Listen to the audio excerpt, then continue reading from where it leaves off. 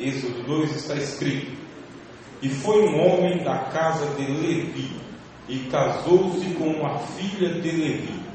E a mulher concebeu e deu à luz um filho. E vendo que era formoso, escondeu-o 3 meses. Não podendo, porém, mais escondê-lo, tomou uma arca de juncos e a revestiu com barro e betume. E pondo nela o menino, o pôs nos juncos à margem do rio. E a sua irmã postou-se de longe para saber o que lhe havia de acontecer.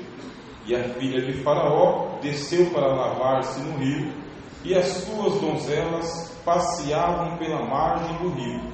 E ela viu a arca no meio dos juncos, e enviou a sua criada, que a tomou.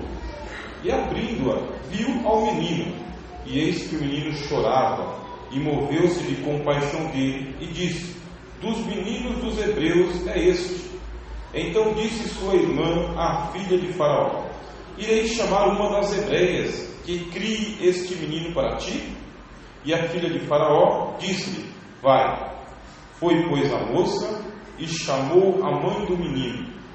Então lhe disse a filha de Faraó: leva este menino e cria-o, e eu te darei teu salário. E a mulher tomou o menino e criou-o. E quando o menino já era grande, ela o trouxe à filha de Faraó, a qual o adotou, e chamou-lhe Moisés, e disse: porque das águas o tenho tirado. Amém. Trabalho importantíssimo esse, voltado para um avivamento na família. Orando a Deus, Ele me deu essa mensagem. A mensagem que está nesse texto. A mensagem que fala sobre a família de Moisés. Sem dúvida nenhuma, existem 2 personagens que eles são 2 montanhas altas na Bíblia. Sabe aquela montanha que você vê de longe? O Pico do Jaraguá? 2 pessoas assim que são 2 montanhas altas: Moisés e Jesus. São as 2 pessoas que tomam conta do cenário. Se fala dele para sempre, se fala dele como referência. Moisés no Antigo Testamento e Jesus no Novo Testamento. Até o apóstolo João comparou os 2, dizendo que a lei foi dada por Moisés, a graça e a verdade vieram por Jesus Cristo. Moisés, ele foi um homem tão grande, que ele deu trabalho para o apóstolo Paulo. Por que ele deu trabalho para o apóstolo Paulo? Porque Paulo ensinava sobre Jesus Cristo, e os judeus não acreditavam em Jesus por causa de Moisés, porque não conseguiam entender Jesus e Moisés. Ou entendiam Moisés, ou entendiam Jesus. Para vocês perceberem a grandeza da personagem que foi Moisés. Agora, Moisés foi o que ele foi porque ele tinha uma família. E esta família dele vai tomar aqui conta do nosso pensamento nesta noite. Primeiro, o texto começa dizendo o seguinte: foi-se um homem da casa de Levi e casou-se com uma filha de Levi.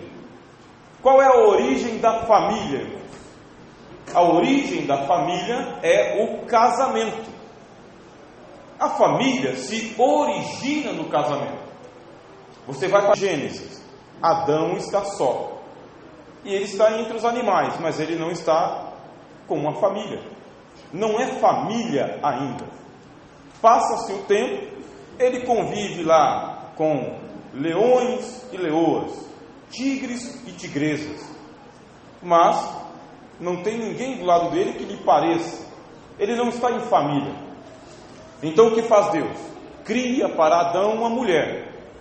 E quando a criou, a palavra é edificou-lhe uma mulher. Esta é a palavra. O homem foi formado do pó da terra. A mulher foi edificada para Adão. Foi muito bem trabalhada. E Deus trouxe a mulher assim que Adão acordou. Adão fez-lhe uma poesia, e na poesia ele disse: osso dos meus ossos, carne da minha carne, será chamada varoa, porquanto do varão foi tomada. Portanto, deixará o homem o seu pai e a sua mãe, e unir-se-á a sua mulher, e serão dois uma só carne. Deus os abençoou, dizendo: sejam fecundos, cresçam e se multipliquem, e povoem a terra. A origem da família está no casamento. Casamento do varão com a varoa. Casamento do homem com a mulher. Do moço com a moça. Do macho com a fêmea. É a origem da família. É o que o texto está dizendo para nós. E foi um varão da casa de Levi, que estava na família do seu pai. Mas, jovens, prestem atenção. Vocês, jovens, estão na família do teu pai e da tua mãe, como filhos. Enquanto filhos, vocês estão na família de alguém, do teu pai e da tua mãe, da pessoa que está te criando. Mas a tua família, ela vai se originar no dia que você deixar pai e mãe e se unir com a outra pessoa. Aí é a tua família. E nessa tua família você terá os teus filhos, que deixarão você e a seu parceiro, sua parceira, seu marido, sua esposa, e vai se unir com a outra pessoa e fará a família dele. Origem da família: casamento. Casamento, meus irmãos, é uma palavra que no hebraico significa grudamento. Isto é casamento. É grudado. Grudado como? É grudado igual uma folha de papel com cola na outra. Pega a cola, lambuza toda a folha de sulfite, mas passa a cola à vontade. Exagera na cola. Pega outra folha de sulfite que não tem cola nenhuma. Gruda uma na outra. Isso é casamento. Este é o termo hebraico, meus irmãos. A palavra hebraica é keibat, grudado, colado uma folha na outra. É isso que Deus disse: deixa a casa do pai, deixa a casa da mãe, e você vai se unir com a tua mulher, e os dois serão uma só carne. Isso é casamento. Origem da família: grudamento de um homem com uma mulher. Grudamento. Casou-se, fez-se uma só carne. Pega agora a folha do sulfite, aonde tinha bastante cola, pode ser até cola tenaz mesmo, e tenta agora desgrudar uma folha da outra. Boa sorte, não conseguirá mais. A celulose de uma e a celulose da outra foi grudado pelo elemento da cola, e agora os dois são uma só folha de papel, um pouquinho mais pesado, um pouquinho mais grosso, mas agora é uma só celulose, é um só papel, é um só elemento. Tenta desgrudar, já não dá mais. Aí você vai rasgar toda a folha de papel, vai amassar toda, vai ter um estrago. Por quê? Jesus ele foi interpelado por alguns homens que falaram sobre família com Jesus. Foram falar, porque Jesus ele sabia responder as perguntas. Escuta, tinha uma mulher que se casou com 7 homens, não de uma vez só. É porque eles eram 7 irmãos. Aí morreu um, casou com outro, morreu um, casou com outro, morreu um, casou com outro. 7 irmãos, enterrou os 7, e depois ela morreu. Um dia da ressurreição, ela vai ser mulher de quem? Problema de família. Problema de família. Aí Jesus Cristo deu a resposta sábia para ele, e nessa resposta sábia teve um problema lá sobre divórcio. Perguntaram: por que Moisés permitiu o divórcio? Jesus Cristo disse assim: por causa da dureza dos vossos corações. Mas no princípio não era assim. O princípio bíblico é que o casamento vai acontecer e o casamento será indissolúvel por toda a vida do homem e da mulher. Mas como nós vivemos na pós-modernidade, irmãos, é o tempo que a gente vive, tudo mudou. Então, por causa da incompatibilidade de gênios entre duas pessoas, aí Deus permite o divórcio. Mas quando permite o divórcio, acontece um desgrudamento das folhas. Desgruda? Não, rasga. O divórcio, ele é uma ruptura. O divórcio, ele é um estrago. Ele é um estrago para um lado e para o outro. E depois, para acontecer um reparo desse divórcio, aí, meus irmãos, é muito difícil. Já não volta a ser o que era. Esta é a base bíblica. Existem alternativas? Sim. Mas todas as alternativas que são criadas não é para a família pautada na Bíblia. São alternativas, são arranjos que a gente faz para poder continuar vivendo. Por isso, começando pelos jovens, vão se casar. Como aqui o homem saiu da casa do seu pai e foi se unir com a mulher da casa de Levi. Vão se casar. Este homem, ele não saiu da casa de Levi para se casar com uma mulher da casa de Judá. Não saiu da casa de Levi para se casar com uma mulher da casa de Simeão. Não saiu da casa de Levi para se casar com outro da casa de Zabulon. Ele saiu da casa de Levi para se casar com uma jovem da casa de Levi. Para não ter a história de incompatibilidade de gênios, irmãos. Como é isso? Você é uma jovem cristã das Assembleias de Deus. Você se casará com um jovem não crente, ou de uma denominação que ela tem outro tipo de pensamento cristão, e vai dizer que não deu certo por incompatibilidade de gênio? Olha aqui a orientação bíblica para você. Da mesma maneira como um pai de Moisés, ele saiu da casa de Levi e se casou com uma jovem da casa de Levi, você também tem a oportunidade de casar-se com uma pessoa que é da mesma fé que a sua, que é da mesma compreensão de Deus que a sua, que está aparentado com você dentro do mesmo nicho de fé cristã. Amém? Por que acabam então aumentando a taxa de divórcio? Porque se casou-se um da casa de Levi com outra casa que não tem nada a ver. E aí as pessoas acreditam em milagre, irmãos. Crente acredita em milagre. E deve acreditar em milagre sim, porque Deus é Deus de milagre. Deus é Deus de transformação. Deus é Deus de mudança. Ele disse em Lucas capítulo 1, versículo 37, para Deus não existe nada impossível. Para Deus todas as coisas são possíveis. Mas uma coisa é acreditar em milagre, e outra coisa é ficar alucinado, imaginando que vai acontecer o que não vai acontecer. Porque tem coisas que podem ser evitadas, e nós não evitamos, nós causamos os problemas.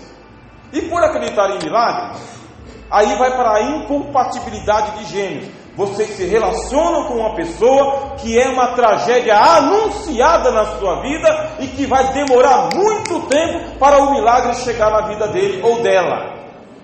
A tragédia é anunciada. E quem é que vai te alertar? Papai e mamãe, porque todos os adolescentes moram dentro de um núcleo familiar. Amém? Todos vocês têm alguém com quem você convive, alguém que vocês chamam de pai, alguém que vocês chamam de mãe. Ah, mas eu moro com a minha avó. Mas a tua avó é a tua avó-mãe, ou mãe-avó. A pessoa que está te criando, e essa pessoa está te alertando, não vai dar certo. Vai por mim, eu tenho experiência de vida. Aí ela começa a citar o caso. Você lembra da tua amiga assim? Você lembra da tua tia tal? Você viu o teu primo não sei o quê? Olha lá por causa do teu irmão. E vai te dando assim uma lista enorme de pessoas que não ouviram o bom conselho. Primeira lição que o Espírito Santo está dizendo: quer ter um bom casamento, uma família estável e abençoada com menos problemas? Case-se com alguém que está dentro da tua fé, do teu convívio, e que tenha boas aprovações. Amém? Segundo problema que está acontecendo, pastores e toda a igreja, é que casou-se um varão com uma varoa. E por causa da propaganda gay, a partir dos anos 90, porque lá nos anos 90, lá nos Estados Unidos, começou a passeata gay. Começou. Aí, Canadá foi aumentando. E a propaganda, Brasil, marcha para Jesus numa semana, passeata gay na outra semana. Cobertura para a passeata de Jesus, 30 segundos. Para a passeata gay, 15 minutos com propaganda e propaganda e propaganda. Personagens da televisão, na novela, nos filmes, programas de entretenimento, sábado, domingo, quinta, quarta, terça, 3 da tarde, 5 da tarde, caso de família, tudo propaganda gay, não falta, enxurrada, mas enxurrada. Deputados, vereadores, senadores, cartilha, escola, professores, todo mundo tomando conta do assunto. Chacota com a família, totalmente desmoralizada. E com a propaganda, foi inchando e insuflando. De tal maneira que lei, chamada a mordaça gay, para tomar conta, dizendo o seguinte: não fale contra aquela pessoa que tem uma opção homossexual. Por quê? É uma orientação homossexual. E assim, nós estamos com uma população hoje que começou assim, GLBT. Então, gays, lésbicas e transexuais. E as bissexuais. Aí, GLBTSGHIJY. Porque aumentou. Aí o que acontece? A população gay está dizendo o seguinte: olha, a heterossexualidade é uma opção tanto quanto a homossexualidade. E que é só uma opção. E que o casamento entre homem e homem, mulher e mulher, é tão normal quanto o casamento entre homem e mulher. Tá, mas o texto bíblico aqui está dizendo o seguinte, ó: o varão, ele saiu da casa de Levi e casou-se com a varoa da casa de Levi. E em toda a história da humanidade, desde Adão até hoje, a reprodução e o convívio e a sociedade têm se montado dentro desta norma: homem com mulher, macho com fêmea, moço com moça. Amém. Bênção de Deus. As igrejas estão assim, enfrentando esse problema na carne, porque nós imaginamos, pastores, presbíteros, evangelistas e toda a igreja, nós imaginamos que nós estávamos blindados.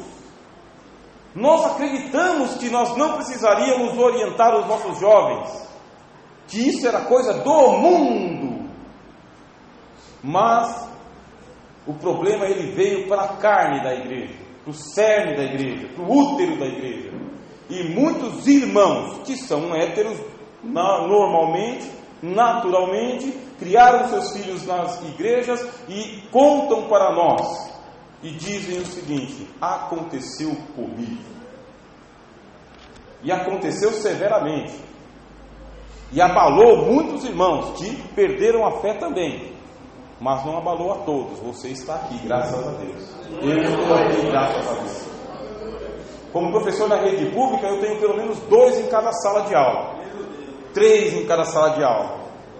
E ajo naturalmente com eles, sem a discriminação, porque discriminar não é bíblico, nem cristão. Agora, que eles sabem a diferença, eles sabem. Olha o problema que nós estamos aqui. Foi um homem da casa de Levi casar-se com uma mulher. E se você, que é crente, cristão, está aqui nesta noite, sabe que está vivendo em São Paulo, estado de São Paulo, cidade de Guarulhos, no Brasil, você conhece alguém que está envolvido com a homossexualidade. E não é que conhece à distância, conhece perto. Estuda com uma pessoa, trabalha com uma pessoa, mora com uma pessoa. Mas a gente pensa o seguinte: pastores, que esse caso de problema é só com os adolescentes. É porque eles estão descobrindo o corpo. É porque anda muito juntinho, muito perto. Não. eu falo tristemente, não dou o nome do santo, mas conto o que aconteceu. Amigo, pastor meu, fui pregar na igreja dele, igreja avivada, deixou a família para se unir com outro irmão, outro homem. O escândalo explodiu. Aquele é, então. Aí você vê caso de explodindo aqui, uma irmã que deixou o marido e foi morar com outra mulher. E vai explodindo, explodindo. Da onde que isso vem? Primeiro, vem da perversão do pecado, a natureza do pecado, afundado nas paixões carnais, disse o apóstolo Paulo aos Romanos, insuflando-se um homem com outro homem, uma mulher com outra mulher, dando vazão às paixões da carne, e tornando o seu próprio corpo imundo por causa disso daí. Para quem quer ter uma família feliz, o princípio é este: homem com mulher, mulher com homem, varão com varoa, varoa com varão, moça com moço. Mas eu estou sentindo uma tentação muito forte. Palavra certa, tentação. Aproximou-se o tentador, ofereceu a tentação, e você tem que dizer não à tentação. Ah, mas eu sinto isso de dia e de noite, porque a homossexualidade é uma perturbação que fica na mente, no pensamento, é uma paixão que toma conta da alma da pessoa, e é uma tentação. A Bíblia diz: resistir, pois, ao diabo, e ele fugirá de vós. O problema é que não se oferece nenhuma resistência, se abraça, é só um beijinho, é só um abraço, não tem nada a ver. E aí não acontece o casamento entre homem e mulher, e Moisés não vai nascer. Amém? Resista e oriente. E se você enfrenta um caso desse aí com você ou na sua família, resista em oração. Creia de todo o teu coração, de toda a tua alma, porque Deus te deu, é poderoso para recuperar. Glória a Deus. E assim que ele foi, casou-se com essa mulher, começaram a vir os filhos. E os filhos, eles são uma questão muito séria. Porque primeiro nasceu Arão. Só que quando Arão nasceu, o governo estava mudando. A situação dos judeus lá no Egito não era tão ruim assim. Eles moravam numa terra chamada Terra de Gósen, que era um lugar muito bom. Eles tinham muitas riquezas, eles tinham muito gado. E quando quando Arão, ele se casou com Joquebede, porque Arão é o nome do pai de Moisés, e Joquebede é o nome da mãe. Quando os dois se casaram, a situação estava favorável. Mas aí a Bíblia diz que subiu ao governo um faraó que não conhecia José. Os tempos mudaram. Aí veio o primeiro filho, Arão, quase que o nome do pai dele, o nome dele era Arão, o nome do filho, Arão. Aí veio uma segunda filha, colocaram o nome de Maria, Miriam, colocaram o nome dessas duas crianças. Só que naquele mesmo tempo, aí o governo, ele entrou com as leis severas. Qual que era a lei? A lei era que todo menino hebreu que nascesse deveria ser morto ali na hora do parto. Na hora que estava vindo ao mundo, a criança deveria morrer. Ora, a pessoa casou certo. Porque, irmãos, não é todo mundo que erra, sabia? Não é todo casamento que fica desmantelado. Tem gente que consegue casar certo. Tem gente que segue as orientações da Bíblia, do pastor, da igreja, do Espírito Santo, e tem casamento que ele é certinho, nas engrenagens. Esperou o dia do casamento, casou certinho, foi abençoado. Aqui está a Bíblia Sagrada mostrando, e que nasceu num tempo bom. Só que as coisas mudam, o mundo muda, a situação muda, e conforme a situação muda, isso vem para dentro da casa da pessoa que é certa também, que está fazendo o que é certo. Isso acontece com todas as pessoas. Aconteceu nessa família aqui. O governante falou: olha só, na hora que você souber que é um menino, pega o menino e mata. Controle de natalidade no Egito. Quando eu falo controle de natalidade, eu estou falando de um assunto familiar, irmãos. Por que eu falo um assunto familiar? Porque a situação do país não está favorável para você ter 3, 4, 5 ou 6 filhos. Nem a situação econômica está boa, a situação espiritual do mundo está péssima, a situação cultural não está boa também. Você conseguir manter ali a tua família bem equilibrada, com 4, 5 ou 6 filhos, é muito difícil. No terceiro já está as coisas começando a dar errado, a situação do mundo muda. Então fazer o controle de natalidade, ele é bom. Vocês acompanharam? As irmãs acompanharam? Os irmãos acompanharam? Os pretendentes ao casamento acompanharam? Fazer o controle de natalidade é bom. Tem um lado saudável. Por quê? Os filhos, eles não devem ser gerados, primeiro, não devem ser gerados fora do casamento. Amram foi gerado no casamento, Miriam no casamento, Moisés no casamento. Ah, mas aconteceu comigo, mas aconteceu na minha casa, mas aconteceu com a minha mãe, mas aconteceu, mas não é o normativo, meus irmãos. Não é o que Deus estabeleceu para a família. Deus estabeleceu para a família que no casamento venham os filhos. Então, se aconteceu fora do casamento, você tem um problema a mais para administrar, amém? Tem um problema a mais para administrar. Por quê? Porque a rapaziada não se preserva, as moças não se preservam, entram num relacionamento extra, e esse relacionamento extra vai trazer alguém extra também. Alguma dúvida? Nenhuma dúvida, meus irmãos. Quantas alunas minhas começam o ano e não terminam? Por quê? Estão com um problema. E vai ter que administrar o problema. Controle de natalidade no casamento, ele é bom.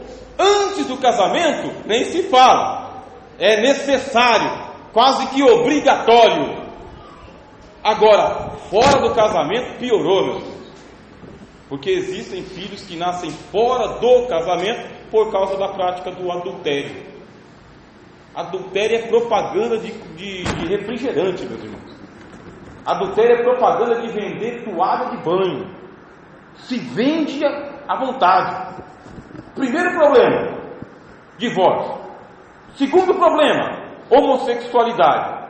Terceiro problema, adultério. Quarto problema, geração de filhos fora do casamento, fora de uma estrutura familiar. Olha só. Nós temos que levantar essa agenda de orações diante de Deus, pastor. Senhor, eu tenho que levantar uma agenda de orações, porque é muito problema para muitas famílias. Tudo para chegar diante de Deus. Aí o pai olha assim e fala o seguinte: se houvesse seguido o conselho que foi dado, esse problema não estaria aqui para ser resolvido. Mas não se desespere, porque Deus, Ele ouve você na situação que você está passando. Não é para desesperar, é para constatar que o problema é maior do que o que a gente imagina. Relacionamentos extraconjugais, ou fora do casamento, ou antes do casamento, e a geração de filhos. E aí é necessário se fazer um controle de natalidade. Mas uma coisa é controle de natalidade, irmãos, e outra coisa é a prática de abortos. Quando eu estava meditando nessa passagem que o Espírito Santo me falou de aborto, eu já notei que seria muito pesado. Tão pesado, meus irmãos, que eu pensei em não falar sobre esse assunto. Mas vamos falar. Por quê? A prática do aborto ainda, apesar de ter passado 2000 anos, a igreja ainda não disse que é normal. Não é normal. Sim, existe aquele aborto chamado aborto espontâneo, que é aqueles 3 a 4 primeiros meses. Com algumas mulheres também pode acontecer até no 6º mês, gravidez de risco, descolamento da placenta, alguma coisa assim. Agora, uma coisa é o aborto espontâneo, causado espontaneamente, por causa do corpo da mulher. Afinal de contas, os biólogos, a turma que estuda esse assunto diz o seguinte: a criança é um corpo estranho dentro da mãe. Na hora que a mulher engravida, entrou um corpo estranho dentro dela. Por ter entrado esse corpo estranho, aí os hormônios femininos já começam a combater aquele embrião que está sendo formado ali, para poder colocá-lo para fora. E é por isso que as mulheres ovulam e todo mês tem a menstruação. Porque o corpo da mulher tem esse sistema de proteção, de defesa, de saúde e tudo mais.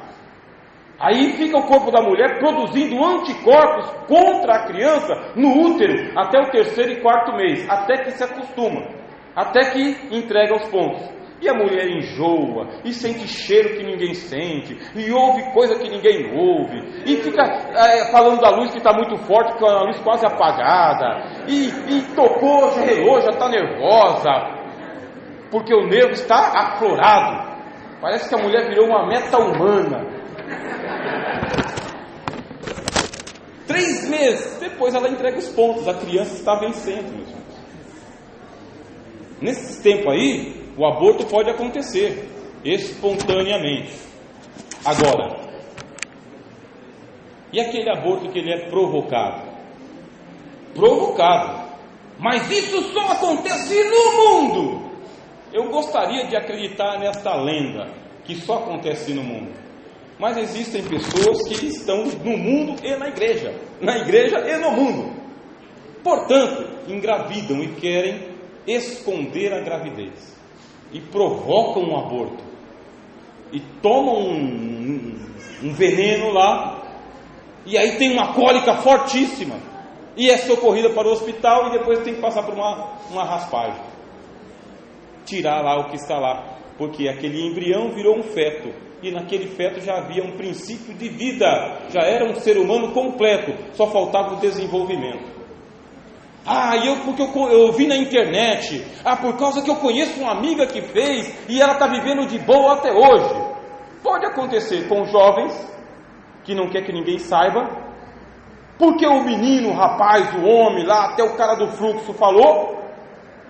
Pode acontecer também com mulheres que entram nesse relacionamento extraconjugal, não quer que o maridão fique sabendo, então vai lá e apronta de uma outra maneira e tem um aborto. Agulha, um negócio terrível lá.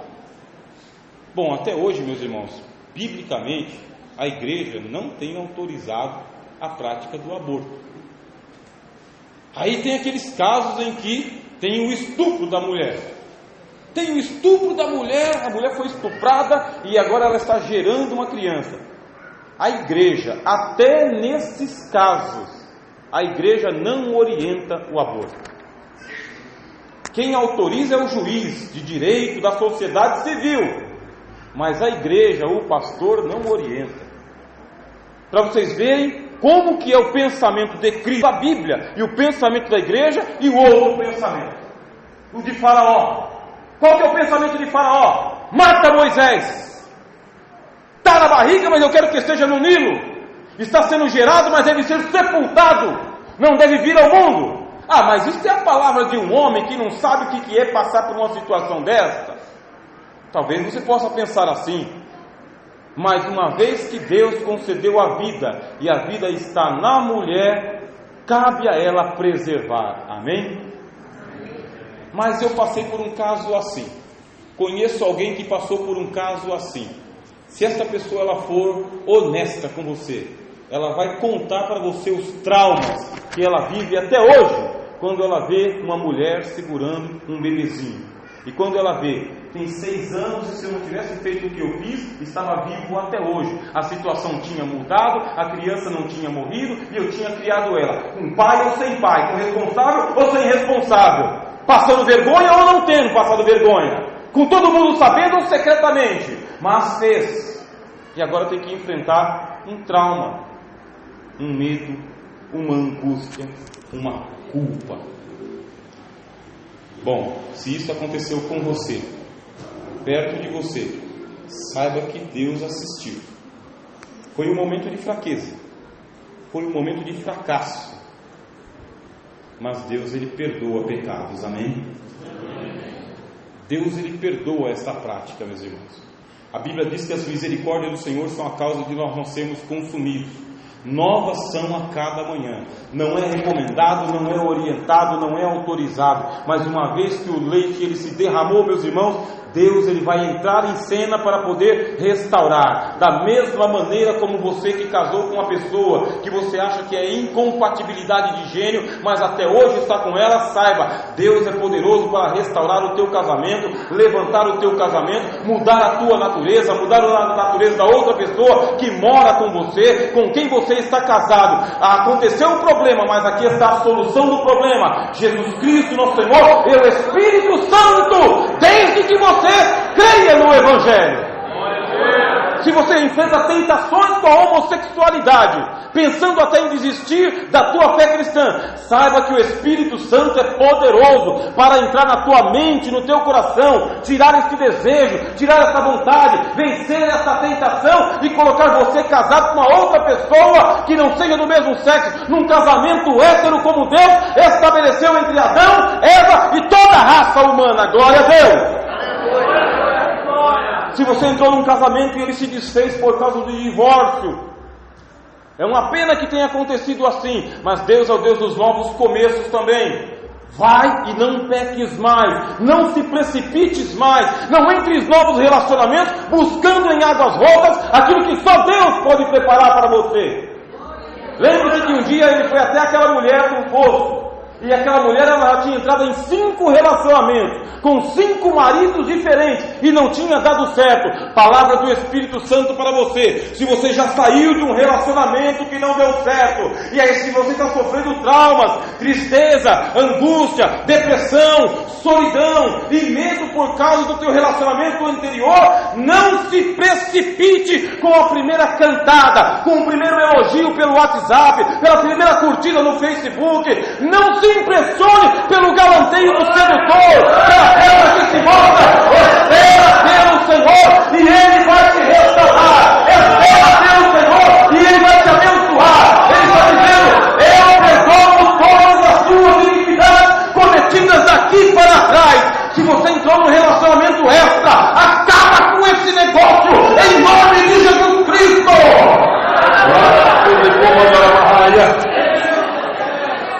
Aleluia! Depois da invenção do WhatsApp e do Facebook, o adultério não necessita mais de um motel. Está acontecendo virtualmente. E tem gente que está em relacionamento triplo, quádruplo, quíntuplo, com muitas pessoas. Acaba com esse negócio em nome de Jesus Cristo.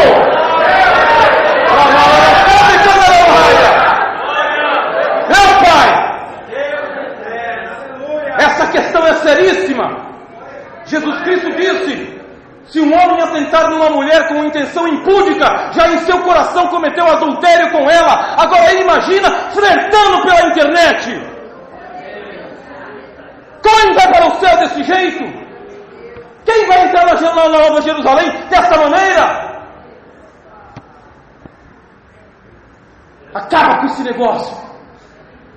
É dia de ponto final para ver um novo começo. Um negócio inteiro, um negócio abençoado, um negócio certo na presença do Senhor. Teu pecado não escandaliza Deus. Deus não se escandaliza com pecado nenhum. O que escandaliza Deus é a falta de arrependimento depois de ouvir a repreensão. Isso deixa Deus de boca aberta. Como que a pessoa pode levar a vida normalmente depois de ter sido repreendida? Até Balaão se arrependeu! E você, crente?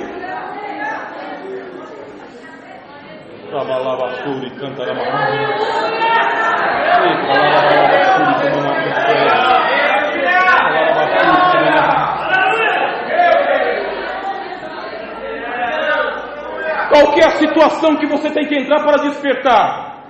Para sair da situação ruim? O que tem que acontecer de tribulação para você se arrepender?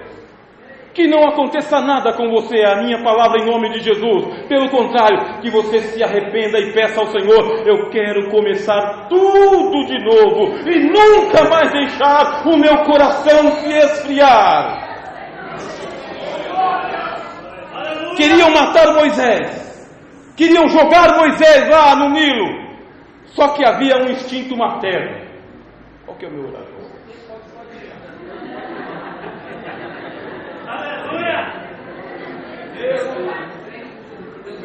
Glória a Deus. Havia um instinto materno em Joquebede. Faraó está ameaçando, o governo deu uma lei que é para manter o controle de natalidade. Tem gente entrando pelas casas, tinha mãe que engravidava e já entrava logo em depressão. Olha, eu engravidei e aí vão matar o meu filho porque tem mulher que rejeita o filho. Só engravidou porque se relacionou, irmã. Não foi gerado espontaneamente. Se você se relacionou é porque é casada. Se é casada, você se relacionou. Se você se relacionou e é fértil, e o teu esposo é fértil, a gravidez ela é natural. Vai acontecer a qualquer momento. Mas eu me entupi de remédio anticoncepcional, DIU, ligação de trompas. Mas se você está gerando, por que você vai entrar em depressão, em tristeza, rejeitar a criança que está em você? A situação não estava boa para Joquebede e Arão, porque agora eles não eram mais livres, eles eram escravos. Já tinha Arão que era escravo, já tinha Miriam que era escrava, e ela podia pensar: estou gerando mais um escravo. Mas mulher de Deus é diferente. Mulher de Deus é diferente. Nasceu, sim, concebi, porque o Senhor me deu essa graça. E como eu criei Arão, como estou criando Miriam, vou criar esse menino também com a graça de Deus. Glória a Jesus.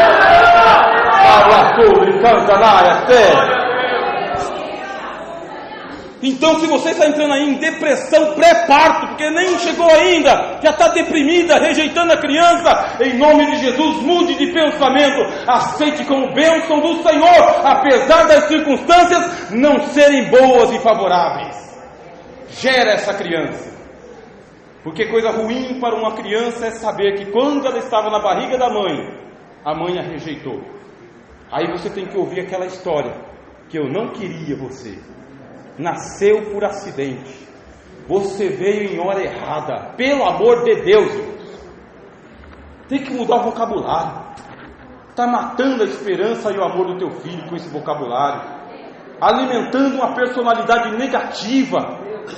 Porque ninguém quer saber aqui que você foi jogar, que a criança, ela foi jogada no lixo, na sarjeta, rejeitada no útero, não quis saber. É lógico que existem agravamentos psicológicos, irmãos. A gente não é infantil. A gente sabe que algumas mulheres são depressivas e é um problema psicológico. Só que esse é um caso esporádico, que o tratamento é outro. A via natural é a seguinte: só engravidou porque está casado. Então, assuma as responsabilidades do casamento com alegria no Senhor. E ela recebeu Moisés. Quando ela recebeu Moisés, as outras mães não estavam nem esperando. Os hebreus diziam o seguinte: que as judias, elas mesmas pegavam a criança e elas mesmas iam e jogavam no Nilo. Elas mesmas matavam os seus filhos para não dar oportunidade aos egípcios. É o que acontece hoje em dia com um monte de mãe, que só é mãe porque gerou, mas não é mãe porque teve conceição. Instinto materno, meus irmãos. Instinto materno só as mulheres têm. Só as mulheres têm instinto materno. De proteção, de segurança, de amor, de carinho. Só as mulheres têm. Quando os homens entram para dar o instinto paterno, não é o instinto materno. E muitos homens estão tendo que entrar nesta vaga, que não é deles. E está fazendo o papel de pai e mãe, porque as mulheres, algumas, deixaram este papel. Mas você que é serva de Deus, não deixe esse papel, é seu.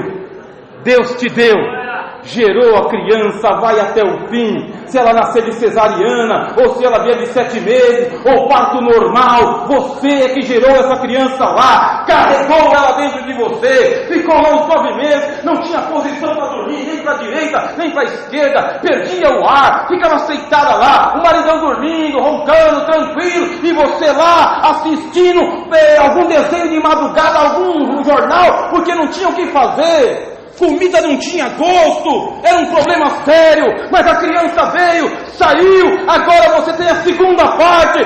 Cuida do teu pequenininho, cuida da tua menininha, trabalha para que ela tenha um feliz futuro, em nome de Jesus.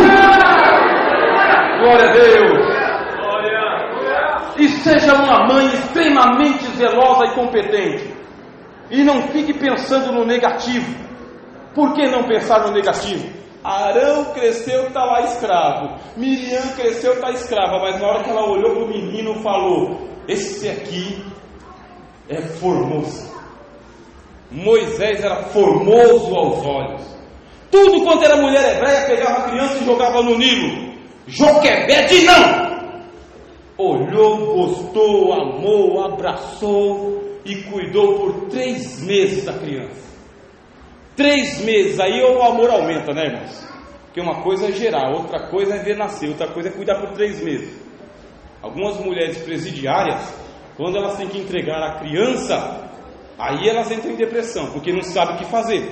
Porque gerou, teve a criança lá dentro do presídio e 3, 6 meses tem que entregar. Aí 3 meses se apaixonou pela criança, mas eu não vou entregar os crocodilos não.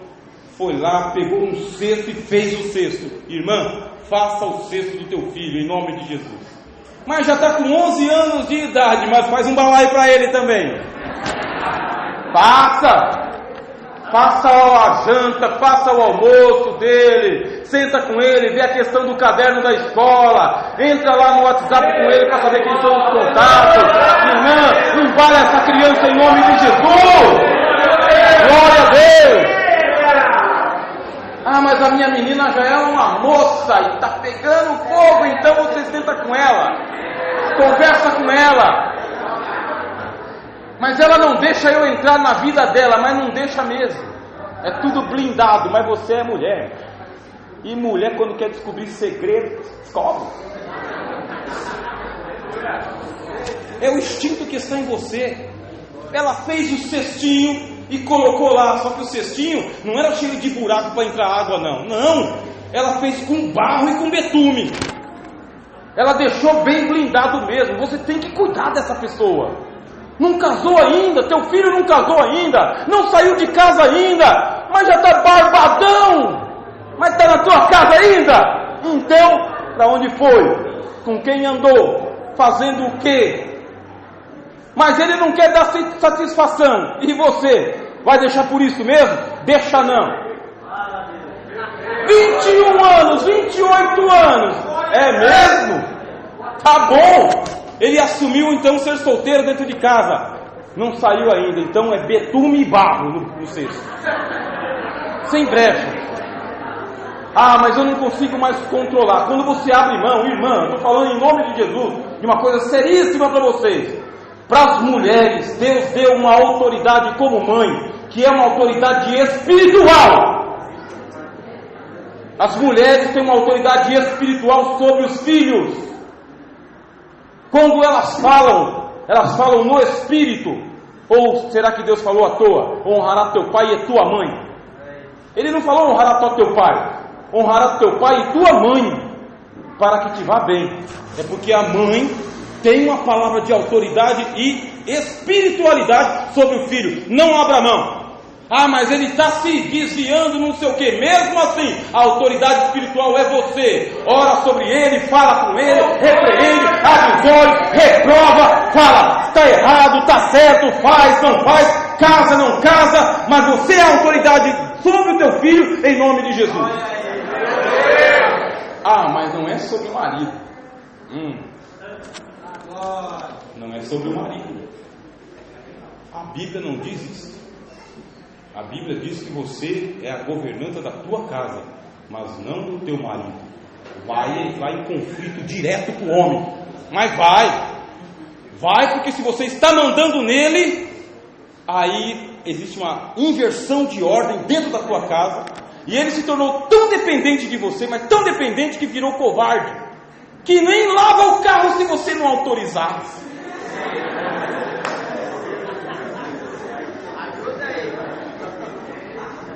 É outro filho que você casou com o filho, foi? É Está casado com o filho, como fica lá? É incesto, hein? Casar com o filho é incesto. Casou com o filho não, casou com outro homem de outra família. Então, irmão, você está dentro da tua casa, a Bíblia diz que você tem que coabitar com entendimento com a tua esposa, amando a tua esposa como um vaso mais frágil. Coabitar com entendimento é habitar junto com ela com entendimento, mas assumindo dentro da tua casa a liderança que Deus te deu. E isso não é machismo. Não venha Satã dizer que é machismo. Isso aqui é a ordem das Escrituras, não é a prática do machismo. Porque o machista, ele não reconhece a importância da mulher. Não é machismo. Estamos dizendo que a mulher tem muita importância e toda a importância, só não é a mãe do filho mais velho, porque isso é incesto. E aí o homem abriu mão e deixou tudo para Joquebede. Arão desapareceu, pastor. Não aparece mais Arão, só aparece Joquebede. Pela fé, ela trabalhou para a criação do seu filho Moisés. Ela tinha fé e ele abriu mão. Era escravo, estava velho, tem aquele monte de desculpa. Irmão, não está velho nem nada, está vivo ainda em nome de Jesus, casado e bem casado com uma mulher, com uma moça, com uma jovem. Então você assume a tua liderança, ela assume o papel dela como mãe, como esposa, cada um reparte as coisas da casa como tem que repartir, coabitar com entendimento. Os dois trabalham fora, os dois entram em entendimento, os dois lavam a louça, os dois limpam a casa, os dois dormem até as 10 horas da manhã, os dois levantam 3 horas da manhã para ver o filho, um à noite, outro na noite. É o casamento, mas na hora da liderança da palavra, o homem diz o sim e o não. E também sabe ouvir o sim e o não. Amém? Amém. Terminando, meus irmãos. Aí, ela tomou uma atitude sábia. Protegeu o filho dela, colocou o filho dela dentro do balaio, do cesto. Tinha um monte de crocodilo naquele rio Nilo, mas a mulher é perspicaz, irmão. Eu faço mais um elogio às mulheres, é perspicácia. O que é perspicácia? É a capacidade de olhar por dentro da situação. Isso é perspicácia. Joquebede não é uma bobona, porque tem irmã, tem mulher, tem jovem que parece que tá na cara e não vê. Não, qualidade da mulher de Deus é perspicácia. Olhou, já sabe aonde está o perigo. Aqui tem crocodilo, aqui tem hipopótamo, só que aqui é a margem. Eu não vou pegar meu filho e vou jogar lá no meio do mundão. É aqui a margem. Chamou com a autoridade de mulher judia que tinha, porque a mulher judia, ela é uma matriarca. Todas as mulheres judias são matriarcas. É difícil você lutar com a matriarca, porque ela fala, quem manda na casa sou eu. Só não mando nele, mas na casa sou eu. Matriarca. Aí chamou a Miriam, não chamou Arão, chamou Miriam e acompanha teu irmão. Perspicaz, ela não deu a cara a tapa lá para poder perder a estratégia dela. Mulher tem que ter estratégia para sua casa, sua família. Está vendo que a situação está difícil, vai bater de frente? Não, use estratégia, irmã, seja sábia em nome de Jesus. Está vendo que a casa está caindo aos pedaços, você pega e chuta o último pau da barraca, vai cair tudo de uma vez e vai reclamar para Deus? Reclama de si mesmo, mas como que eu fui? Não, ela usou estratégia. Está tudo quanto é criança morrendo. Meu marido Arão não tomou atitude, ele está entregue já à escravidão. Arão está lá amassando barro. Ela e Miriam pegou a criancinha, colocou na margem do rio, na margem, não foi lá no meio não, e usou de estratégia. Acompanha teu irmão, vai acompanhando. A hora certa que a filha de Faraó foi tomar banho.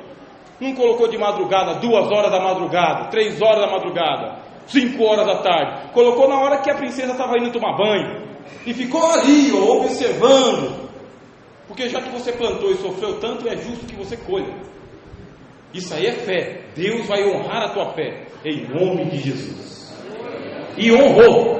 Porque assim que o junco ele foi indo, ele se entrelaçou, não tinha crocodilo, não tinha hipopótamo. Aí Moisés fez a parte dele.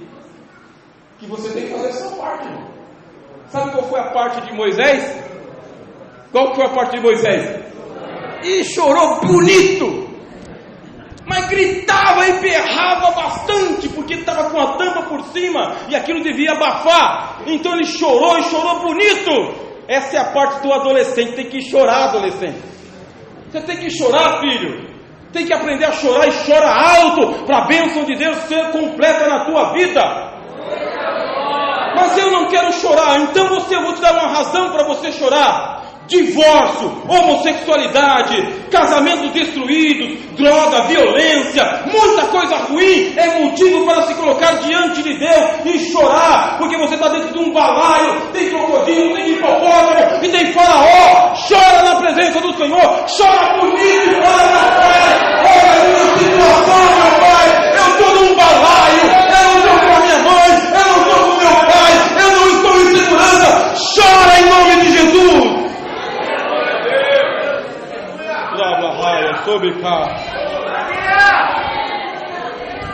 Vocês entenderam? A situação não estava para riso, a situação não estava para festa, a situação estava para pranto. E a parte do Moisés era chorar, e ele estava chorando. Então olha para a tua casa, olha para o teu casamento, olha para a tua família, olha para o teu pai, olha para o teu filho, olha para a tua mãe, olha para a sua vida e veja se não é situação de você chorar diante de Deus, 1 da manhã, 2 da manhã, 3 da manhã, e falar: Senhor, eu estou preso num balaio, Senhor, a minha vida não se desenrola, eu não prospero, nada de bom está me acontecendo, tem gente ruim querendo me matar, acabar comigo. Você vai chorar e sabe o que vai acontecer? Deus vai preparar providência para você no nome de Jesus. Aleluia! Glória a Deus, Jesus! Deus não desprezará o teu choro. Ele disse por Isaías: tudo bem que eu moro num alto e sublime trono, mas eu também estou com um abatido e contrito de coração. Quem chora chega primeiro. Não tenho dúvida de que quando você está chorando, você está falando, mas quando você chora, aí a Bíblia diz que a filha de Faraó ouviu, mandou uma das criadas, porque Deus tem meios de trabalhar. Pode ser que você, que é o santo de casa, não faça milagre, deixa eu dizer. Talvez, mulher, você não vai converter o teu marido, muito cabeça dura. Talvez, irmão, você não vai conseguir trazer a sua esposa. Ô pai, mãe, você já falou tanto para o seu filho e ele não te ouviu ainda. Mas confia no Deus que você serve. Deus tem estratégias, Ele tem meios e formas que não é você. Outras pessoas serão usadas para te abençoar. Amém? Receba em nome de Jesus. É profética essa palavra. Deus está enviando algum criado, algum servo, alguém para poder falar com aquela outra pessoa, e ele vai fazer o que você não pode fazer, porque você é o santo de casa que não faz milagre, e o profeta não tem honra dentro da sua própria casa, mas Deus está mandando de longe, de fora, e essa pessoa vai fazer a obra de Deus em nome de Jesus. Glória a Deus. Aí a filha de Faraó mandou a criada foi lá e pegou o balaio. Quando pegou, abriu, viu que o menino estava chorando em prantos, compadeceu-se dele, foi tomada de uma compaixão. Sabe por quê? A Bíblia diz o seguinte: o coração do rei, que é a maior autoridade que tem, está nas mãos de Deus. Se ele quiser inclinar para a direita, ele inclina. Se ele quiser inclinar para a esquerda, ele inclina. Não tem coração duro, irmãos, que Deus não possa quebrantar. Não existe coração que Deus não tenha autoridade para entrar. Ele fez aquilo com o coração da filha de Faraó. Ou vocês acham que a filha de Faraó era terna, amável, que nem aparece na minissérie? Ela era outra egípcia. Ela era outra. Mas no coração daquela mulher, Deus trabalhou. Ela sentiu compaixão e o milagre aconteceu. Porque aí veio Miriam. Miriam era adolescente. Agora eu trago só mais uma palavra. E a palavra diz o seguinte: olha, o problema dos adolescentes é o seguinte: eles acham que os pais não entendem eles, e os pais acham que os adolescentes não sabem de nada, e fica aquela coisa. Tem esse problema. Primeiro, os seus pais sabem de muita coisa, muito mais que você, tem 2 vezes mais vida do que você, e experiência, e só não quer que você quebre a cara, como eles sabem de outras pessoas que também já quebraram a cara. Então siga as orientações do seu pai, mas siga mesmo. Se você fizer uma aposta, faça uma aposta bem medrosa, sabe? Vai dar tempo de você chorar e falar: mãe, vem me ajudar, pai, vem me buscar. Não arrisca tudo de cara não, porque depois não dá tempo de buscar. Aí o crocodilo já comeu. Agora os pais não devem pensar que os seus adolescentes são bobões, idiotas e incompetentes e que não sabem de nada. Esta geração de adolescentes, eles têm uma idade de 16 anos, 14 anos, 15 anos. Só que eles têm uma perspicácia de 18, 19, 20 anos. Eles estão sendo acelerados no crescimento deles. A mãe pegou e chamou Miriam e deu uma responsabilidade para ela, porque confiou na adolescente que tinha dentro de casa. Ela sabe a filha que ela tinha dentro de casa, e você tem que saber o filho que você tem dentro de casa e a responsabilidade que você tem que colocar na mão dele. E quando você der uma responsabilidade para o teu filho, fica de olho para ver se ele está cumprindo o que você deu para ele fazer. Porque se você deu uma pequena responsabilidade, a mãe acordou, estou com dor nas costas, vai lavar a louça, é o teste do dia. Melhor do que cesta de café da manhã.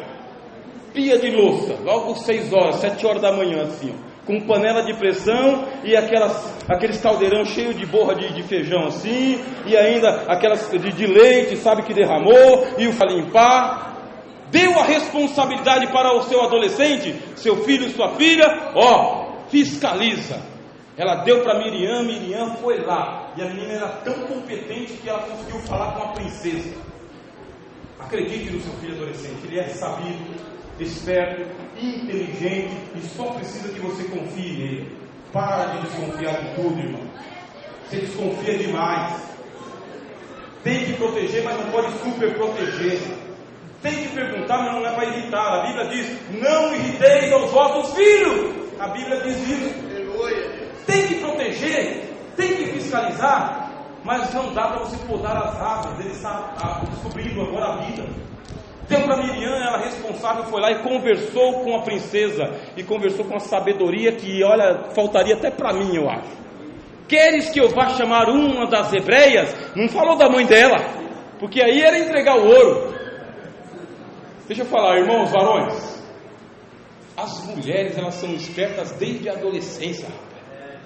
Essas meninas adolescentes sabem conversar. Ganha o pai rapidinho. É uma covardia.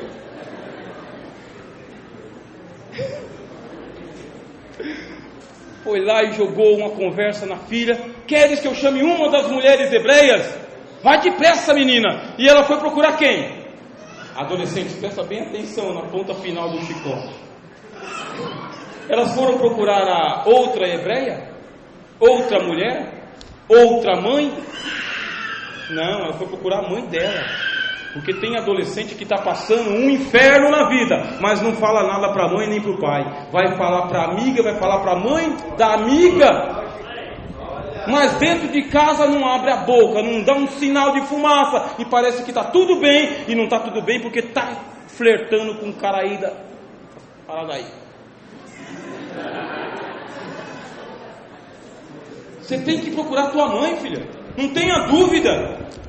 Eu falo para as minhas alunas adolescentes o seguinte: se você estiver sofrendo um problema de pedofilia na tua casa, porque teu pai está mexendo com você, teu irmão está mexendo com você, o teu primo está mexendo com você, o teu vizinho, o vovozinho está mexendo com você, se você tiver um problema de pedofilia na tua casa, não esconde isso não.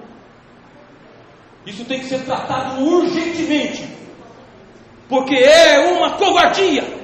Você vê a menininha lá, sentada no último banco, não escreve nada, chorosa, deprimida, e quando vai saber que não, está sendo molestada por um marmanjão. Aí você que é mãe, fica de olho na menina, o comportamento da menina e do menino, você tem que estar de olho, porque se tiver um marmanjão aí mexendo, você tem que ser a primeira a saber, não a última. Então, filha, o apóstolo Paulo falou para Timóteo o seguinte: trate as irmãs menores como filhas. Então, filhas, se tiver acontecendo um problema lá, não vai contar para a mãe da tua amiga não, procura a tua mãe. Mas a minha mãe não sabe me ouvir. Eu te dou razão, tem mãe que não sabe ouvir, pelo amor de Deus. Quem é o desgraçado? Já pega lá, vai lá. Vou cortar fora! Vou matar! Acabou com a conversa. Não dá para confiar numa mulher dessa, não dá.